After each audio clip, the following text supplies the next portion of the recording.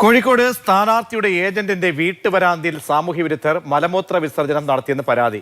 കൊയിലാണ്ടി നഗരസഭയിലെ മരുതൂർ 25-ാം ഡിവിഷനിൽ താമസിക്കുന്ന കുന്നപ്പുഴക്കണ്ടി പ്രീതിയാണ് കൊയിലാണ്ടി പോലീസിൽ പരാതി നൽകിയത്. BJP സ്ഥാനാർത്ഥി വിനീത കോരമ്പത്തിന്റെ ഏജന്റാണ് പ്രീതി.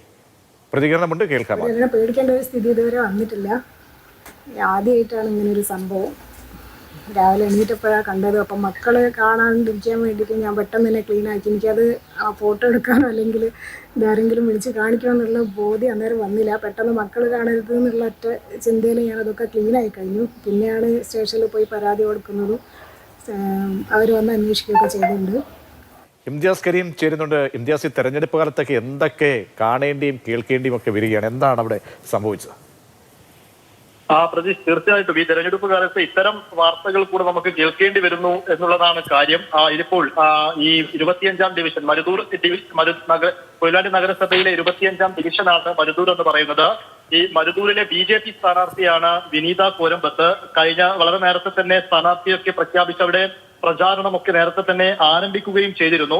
എന്നാൽ അവിടെ ഈ മറ്റു പാർട്ടികളുമായിട്ട് അങ്ങനെ ഏതെങ്കിലും തരത്തിലുള്ള പ്രശ്നങ്ങളൊന്നും നേരത്തെ ഉണ്ടായിട്ടുമില്ല. ചെറിയ വാക്കുതർക്കങ്ങളും അതല്ലെങ്കിൽ ഈ സ്ഥാനാർത്ഥിത്വവുമായി ബന്ധപ്പെട്ടുണ്ടാവുന്ന സ്ഥിരമായിട്ടുണ്ടാവുന്ന പ്രശ്നങ്ങളൊന്നും അവിടെ ഇല്ലതാനും. പക്ഷെ ആ സമയത്താണ് ഇങ്ങനെ ഇവരുടെ ഏജന്റായി പ്രവർത്തിക്കുന്ന ഇവരുടെ വീട്ടിൽ ഇങ്ങനെ ഒരു സംഭവം ഉണ്ടായിരിക്കുന്നത്. മലമൂത്ര വിസർജനം രാത്രിയിൽ നടത്തിപ്പോയി എന്നാണ് പറയുന്നത്.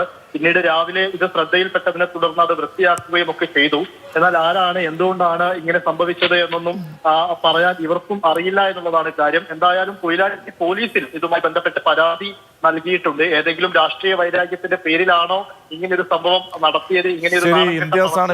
രാഷ്ട്രീയ വൈരാഗ്യമോ വ്യക്തി വൈരാഗ്യമോ എന്തുമാകട്ടെ, ഇത്തരം മോശം പ്രവൃത്തികൾ ചെയ്യാമോ എന്ന് ചെയ്യുന്നവരും അവരുടെ രാഷ്ട്രീയ പാർട്ടികളുമൊക്കെ ചിന്തിക്കുക. രാഷ്ട്രീയ പാർട്ടി നേതൃത്വത്തിന്റെ അറിവോടെയാണെങ്കിൽ